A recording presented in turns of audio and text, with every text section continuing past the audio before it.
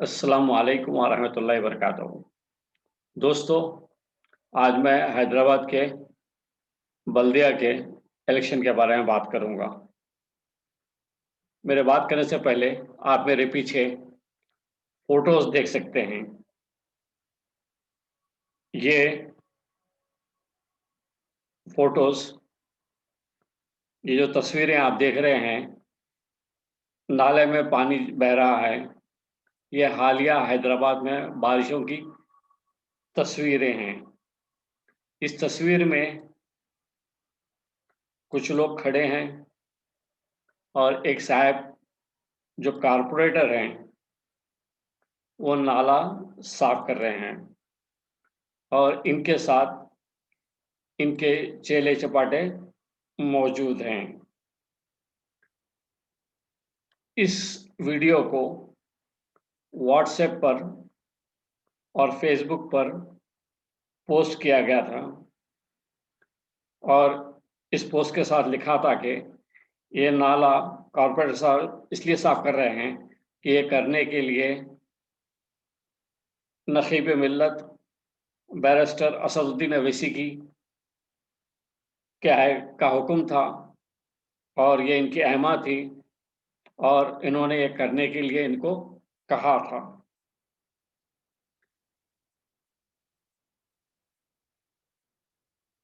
और इन्हीं के मुताबिक, इनके कहने के मुताबिक ये नाला साफ कर रहे हैं। ऐसे ज़हनी गुलामों से आप क्या अच्छी लीडरशिप की तवक्को कर सकते हैं? आप ऐसे गुलामों से किसी अच्छे काम की क्या तवक्को कर सकते हैं? किसी अच्छी लीडरशिप की क्या तवक्को कर सकते हैं? मजलिस में तमाम लीडर ऐसे ही हैं जो लगता है रफ़ाए हाजत को भी शायद हबीब मिल्लत, नखीब मिल्लत से पूछ कर जाते हैं, यानी टॉयलेट को। ऐसे गुलामाना ज़हन के लीडर बकौल चाणक्य और दानिशवरों के ये किसी भी कौम में तब्दीली या तरक्की का बायस नहीं बन सकते और ना ही ये ज़हनियत अच्छी क़यादत दे सकती है। स्टेट में भी यही हाल है। टीआरएस होके केसीआर, सेंट्रल में भी यही रोना है। सब गवर्नमेंट के यही बीमारी का शिकार है आजकल। हर कोई केसीआर, केटीआर और सेंट्रल में हर अफसर, मिनिस्टर मोदी मोदी कहते हैं। कोई इंडिपेंडेंट काम नहीं कर रहा है। कोई ये नहीं कहता कि मैंने सोचा है, मैंने किया है या ये मेरा काम है। सबके सब ज़हनी तौर पर गुलाम हैं, चापलूस हैं, खुशामदी हैं और अखलाकी तौर पर बददियानत हैं। और ये जो चीज़ें करते हैं, ये इसका मज़हर है। ये हमको बताते हैं कि ये लोगों की ज़हनियत ये है। कांग्रेस में ये बात नहीं थी। हर एक अपनी काबिलियत की बुनियाद पर काम करता था और इंडिपेंडेंट था और अपने ज़हन से बात करता था। और यही लीडरशिप की खूबसूरती है और यही ब्यूटी है। आप इस अहमक कारपोरेटर से सवाल पूछें कि भाई, अब तक क्यों सो रहा था? तूने काम पहले क्यों नहीं किया? जो नक़ीब मिल्लत को नक़ब लगाकर तुमको जगाना पड़ा और बताना पड़ा कि ये काम करो। नक़ीब मिल्लत क्या नालियाँ साफ़ कराने के लिए रह गए हैं? ये मेंबर ऑफ़ पार्लियामेंट है। ये नाले, नालियाँ, ये क्या बोल सकते हैं कि कचरा पट्टी के बारे में बात करेंगे। ये काम आप लोगों का है। आप लोग इंडिपेंडेंटली सोचना, इंडिपेंडेंटली काम करना है। ये काम नख़ीब मिल्लत का काम नहीं है। नक़ीब मिल्लत क्या हो गए कि बवासीर की गोली हो गए या हार्मर्स की गोली हो गए। और ये क्यों साफ़ करवा रहे हैं और तुम क्यों साफ़ कर रहे हो? क्या बल्दिया के लोग ज़िम्मेदार नहीं हैं? और बल्दिया के ज़िम्मेदार कहाँ हैं? जो लोग ज़िम्मेदार हैं वो कहाँ हैं? वो क्यों नहीं कर रहे हैं काम? मेरा हैदराबाद के जो लोग हैं उनसे ये कहना है कि दोस्तों, आप अगर कीकर का मन लगाएँगे और फूलों की तवक्को करेंगे तो ये मुमकिन नहीं है। आपने जो बोया है वही तो काटोगे। ऐसे अहमकों को चुनोगे तो नताइज भी यही आएंगे। मैंने बिहार इलेक्शन में मजलिस को वोट देने की अपील की थी। मैं आज भी बिहार हो के बंगाल हर जगह मजलिस को वोट देने की बात करूंगा। इसकी वजह यह है कि मजलिस इस वक्त एक बड़ी सियासी जमात है और मुसलमानों को रिप्रेजेंट कर रही है। रही बात हैदराबाद की बल्दिया के इलेक्शन की, बल्दिया के इंतखाबात तो मेरा सभी लोगों से अपील है, बिला लिहाज पार्टी काबिल लोगों को चुनकर लाएं। अगर मजलिस के काबिल यानी लीडर हैं या काबिल लोग खड़े हुए हैं इलेक्शन में, तो आप उनको वोट चुनकर लाएं, उनको वोट दें। लेकिन ये ज़रूरी नहीं है कि मजलिस को ही वोट दिया जाए। किसी और पार्टी के काबिल लोग हैं, उनको चुनकर लाएं। अक्रॉस द बोर्ड सोचें, कोई मसला नहीं है। लोगों को, अच्छे लोगों को चुनकर लाएं, काबिल लोगों को चुनकर लेकर आएं। जितने वर्सटाइल लोग होंगे और जितने डाइवर्स फिकर के लोग होंगे, डाइवर्स फील्ड के लोग होंगे, उतना ही शहर में बेहतरी आएगी, अच्छा काम होगा। ये बम्बू लेकर चलने वाले कारपोरेटर नहीं चाहिए। ये पाइप लगाने वाले, मैनहोल का ढक्कन खोल मियाँ बोलने वाले, बद्दा मार मियाँ, सब्बल लगा मियाँ, फौड़ा इधर दे मियाँ वाले लोग नहीं चाहिए।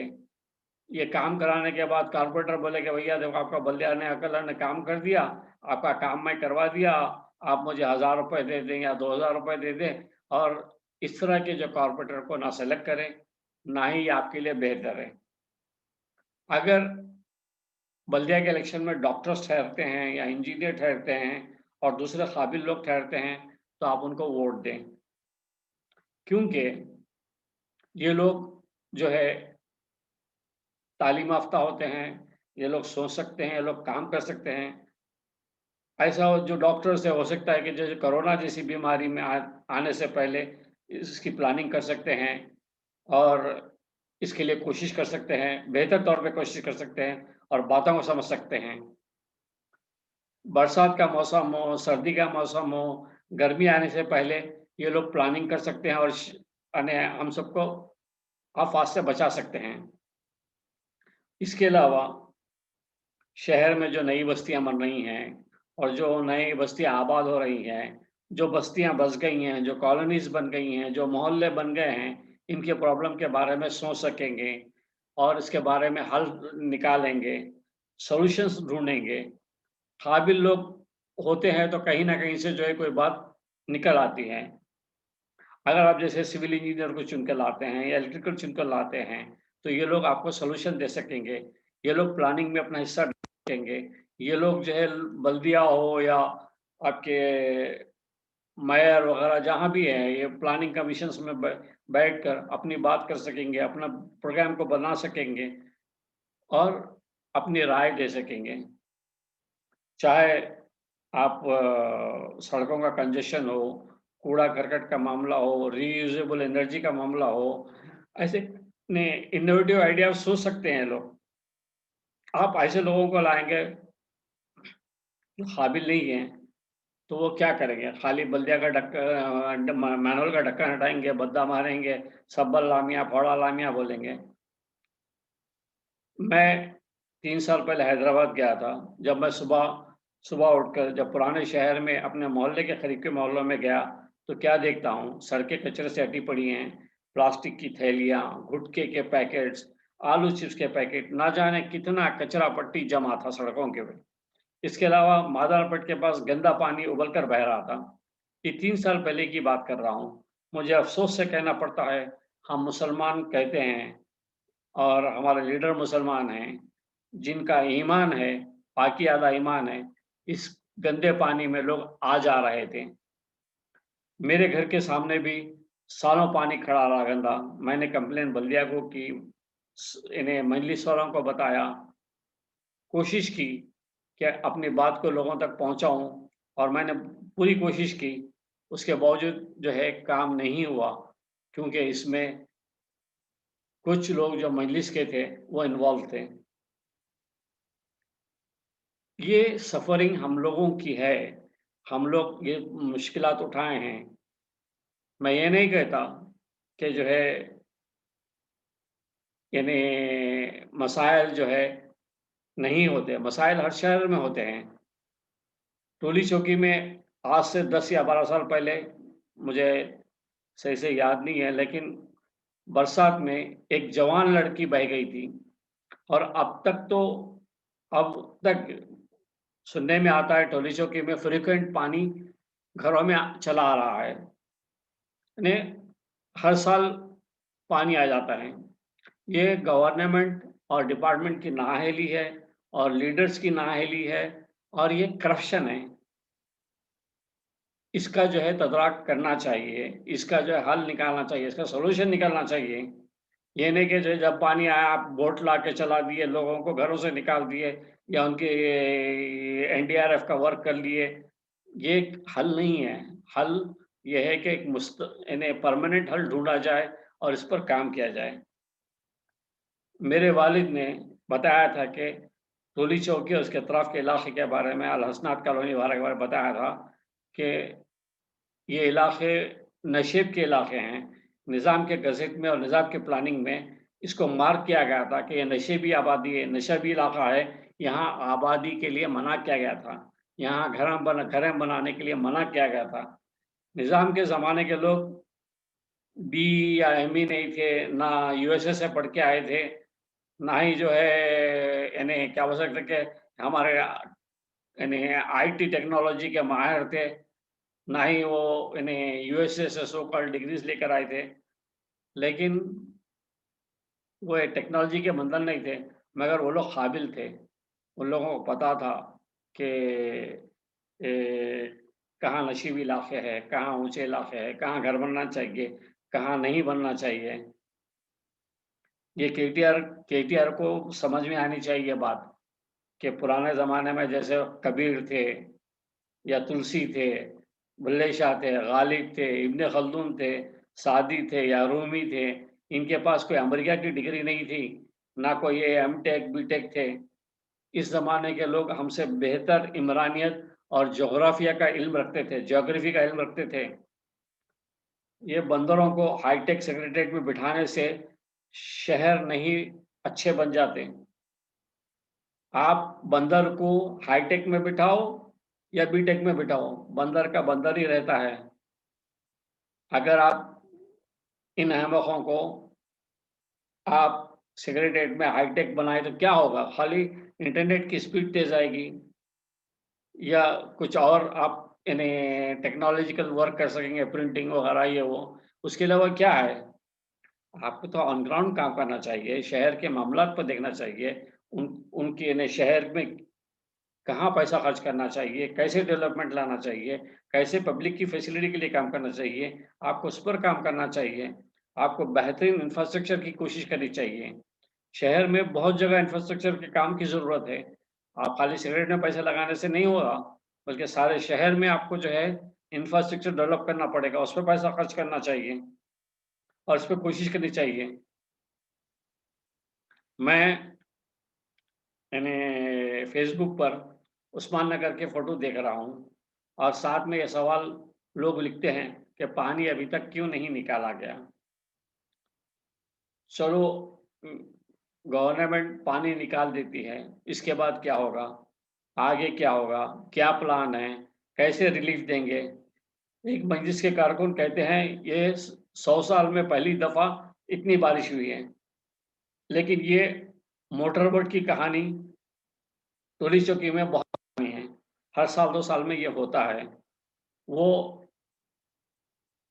हमारे दोस्त यानी जो एसबी फ़ेसबुक पर रोज़ाना एमएलएस की फ़ोटो डालते हैं कि वहाँ के रोड के लिए काम का उद्घाटन किया, वहाँ नाली का संग बुनियाद रखा। ये सब बल्दिया इलेक्शन से पहले ही क्यों? और ये सब असेंबली इलेक्शन से पहले ही क्यों हो रहा है? 4 साल तक सो रहे हैं, जब काम नहीं करना था, तो रोज़ बेसिस पे काम करना चाहिए। ये आप थोड़ा इधर-उधर करके लोगों को डाल के लोगों को बताते हैं कि भई हमने काम किया, हम काम कर रहे हैं, आपका दे आपके स लेकिन सारा सोते हैं, घरों में पानी लोगों के घुस जाता है। आपका काम लोगों को नज़र आता है, आप क्या काम कर रहे हैं। वो मेरे दोस्त जज़्बाती हो गए। मैंने उनसे कहा, भाई दुनिया में मौसमियाती तब्दीली आ रही है, हैदराबाद भी मुतासिर हो रहा है। ये एनवायरनमेंट चेंज का असर सारी दुनिया में हो रहा है और इसका असर हमारे हैदराबाद में भी होगा। हो सकता है कि आगे मज़ीद और बेमौसमी बारिशें हों, आगे मज़ीद और बेमौसमी बारिशें हों। हमको वर्स्ट के लिए तैयार होना चाहिए और पहले इस संग कम काम करना चाहिए और आउट ऑफ द बॉक्स सोचना होगा। सब्बर लगा मियाँ, मैनहोल का ढक्कन हटा, बद्दा इधर दे, बद्दा मार वाले का कारपेंटर को छोड़कर ऐसे लोगों को चुनना होगा जो प्लानिंग कर सकें, जो यानी फ्यूचर प्लानिंग कर सकें और प्रोएक्टिव सोच सकें, तरक्की और तामीर के काम कर सकें, स्कूल्स के लिए, मेडिकल के डिस्पेंसरीज़ के लिए काम करें और हर मोहल्ले-मोहल्ले में जो है स्कूल और डिस्पेंसरी की यानी कोशिश करें। मौसमों के आने से पहले उनकी तैयारी करें, दवा वगैरह का छिड़काव करें, बल्दिया के लोगों की निगरानी करें, उनका काम देखें, उनको हिदायत दें और बल्दिया वालों से डिस्कस करें, फ्यूचर के बारे में क्या-क्या डेवलपमेंट कर सकते हैं और बल्दिया के जो क्या बोल सकते हैं कि जो वसाइल हैं, जो रिसोर्सेज़ हैं, उनको कैसे इस्तेमाल कर सकते हैं, कैसे बेहतर तौर पर यूज़ कर सकते हैं। दूसरे प्रॉब्लम्स को रोज़ाना की बुनियाद पर डिस्कस करें और उसको जो है हल करने की कोशिश करें। मेरे मजलिस के दोस्त ने जज़्बाती हो गए, यानी लड़ाई-झगड़ा शुरू कर दिया और मुझसे सवाल करने लगे, "अगर आप काउंसलर होते तो आप उस्मान नगर में क्या करते?" मेरा जवाब था, "भाई, मैं इंजीनियर नहीं हूँ, ना कोई प्लानर हूँ, ना ही मैं कोई ऐसा काबिल हूँ, लेकिन मैं एक जागरूक शहरी के नाते मशवरा दे सकता हूँ। वो इलाके के लोगों के साथ जो है प्राइवेट और गवर्नमेंट पार्टनरशिप में इस इलाके को डेवलप किया जाए। जैसे उस्मान नगर को गवर्नमेंट और प्राइवेट जो बिल्डर्स है क्या बोलते हैं रियल एस्टेटर्स है उनके साथ मिलकर इसको डेवलप किया जाए। इसमें जो है उस्मान नगर में अंडरग्राउंड वाटर हार्वेस्टिंग की जाए। यानी पानी को जो है स्टोर करने की जो है जगह बनाई जाए। जो बारिश का पानी आए उसमें स्टोर हो सके वहाँ पर। वाटर हार्वेस्टिंग की जाए और जो घर हैं, इनको तोड़कर हाई राइज़ टावर बनाए जाएँ और जिनके घर हैं, इनको फ्लैट्स दे दें और जो उससे ज़्यादा जो दूसरे फ्लैट्स बनेंगे, यानी जो फ्लैट यानी जो लोगों को घर देने के बाद यानी तकरीबन 50% 60% फ्लैट्स बच जाएँगे और उसको बेचकर इस तमाम प्रोजेक्ट की कॉस्ट को रिकवर करें। इस तरह के प्रोजेक्ट्स कर सकते हैं। इनोवेटिव आइडिया से आप सोच सकते हैं कि भाई हाई राइज़ टावर्स बना के लोगों को उसमें शिफ्ट कर दिया जाए और जो ग्राउंड है, उसको जो है पूरी तरीक़े से जो है वाटर हार्वेस्टिंग के लिए कर दिया जाए। लेकिन ये फ्यूचर ये स ये किसी काबिल लोगों से कराया जाए, ये ना हो कि जो है वो इस तरह से प्लानिंग करे कि जो जो हाई राइज़ टावर जो है नीचे बैठ जाएँ। तो मेरा बोलने का मतलब ये है कि भाई कुछ इनोवेटिव आइडिया से सोचना होगा, इनका हल निकालना होगा और किसी तरह से शहर को खूबसूरत भी बना जाए और कॉस्ट को भी कवर किया जाए। अब एक और मेरा भी सजेशन है कि अब वक़्त आ गया है कि मूसा नदी को भी जो है पूरी तरीक़े से जो जा रही है, इसको जो है पूरी तरीक़े से जो है इन्हें रिनोवेट किया जाए और इसमें पानी को स्टोर किया जाए और इस पानी को जो मूसा नदी का पानी जो इन्हें जो नाला बह रहा था जो यानी आपके जो पुराने ब्रिजेज़ बने हुए हैं, इनको नए ब्रिजेज़ में कन्वर्ट किया जाए। उनको जो है वहाँ पे जो है ग्रीनरी जो है डेवलप की जाए इसके अतराफ में और जो पानी वहाँ जमा किया जाए, उस पानी को ट्रीट किया जाए मूसा नदी में और उस पानी को जो है इंडस्ट्रियल यूज़ के लिए और आपके एग्रीकल्चर यूज़ के लिए यूज़ किया जाए। इस तरह से प्रोजेक्ट सोचे जा सकते हैं, इस तरह के प्रोजेक्ट पे काम किया जा सकता है, इस पे पैसा खर्च किया जाए। हैदराबाद में इस तरह से करने से पानी का लेवल बढ़ सकता है। हैदराबाद में पहले पानी 20 फुट पर आता था, अब 1000 फुट पर भी पानी नहीं आ रहा है। आगे आने वाले अरसे में और वर्स्ट हालत होंगे। जिस तरह से जो कंक्रीट का जंगल फैल रहा है और ग्रीनरी खत्म हो रही है हैदराबाद की। शहर में एक तो गर्मी बढ़ेगी और इसी तरह से जो है बरसात वगैरह भी जो है ऐसे यानी मौसमी जो है चेंजेस भी आएँगे और इस सब का इफ़ेक्ट हैदराबाद पे होगा और वर्स्ट होगा। और ये कंक्रीट का जो शहर बसा रहे हैं हम, इससे सरसब्ज़ शादाब हैदराबाद तो चला गया, पहले ही बैंगन में मिल गया और अब पिंडे में भी मिल जाता और बैंगन में भी मिल जाता। इसलिए मेरे भाई लोग, आपको संजीदगी से सोचना होगा इस शहर के बारे में, इसकी प्लानिंग करनी होगी। ये जो है जब वक़्त आया, सोच लिए या ये वो काम कर लिए, उसके बाद ख़त्म हो गया, फिर अपने काम में लग गए, नहीं। इसके लिए पूरी प्लानिंग होनी चाहिए और 10 साल के लिए, 20 साल के लिए हैदराबाद की प्लानिंग की जाए और इस शहर को डेवलप किया जाए। और ये मेरी जो है प्रेज़ेंट गवर्नमेंट से भी दरख़्वास्त है, ये जो सेक्रेटेरिएट में आप हाईटेक ऑफ़िस बना के वो बंदरों को बिठाने के बजाय किसी काबिल लोगों को बिठाएँ, ताकि वो बेहतर तौर से काम कर सकें और बेहतर तरह से प्लानिंग कर सकें और इस शहर की जो है, जो आगे आने वाले हालात हैं, उससे निपट सकें और इस शहर को खूबसूरत भी बनाया जाए और साथ में इसको फैसिलिटीज़ भी जो इसमें डेवलप किए जाएँ। Thank you very much. लेकिन मैं तमाम यानी वोटर से मेरी गुज़ारिश है, एक तो वोट ज़रूर करें, दूसरा अच्छे कैंडिडेट को चुनकर लाएँ, इससे आपके लिए और आपके आने वाली नस्लों के लिए बेहतरी आएगी और अच्छी लीडरशिप होगी तो अच्छा काम होगा। उनकी जो है यानी आगे आने वाली नस्लें जो है इससे फ़ैज़याब हो सकेंगी। आपका वोट कीमती है, इसको मैं नहीं कहता कि उस मजलिस को डालें या फलानी पार्टी को डालें या फलाने को डालें। आप कैंडिडेट को देखें, कैंडिडेट अच्छा है, आपके लिए काम कर सकता है, पढ़ा-लिखा काबिल है, तो उसको वोट डालें। Thank you very much.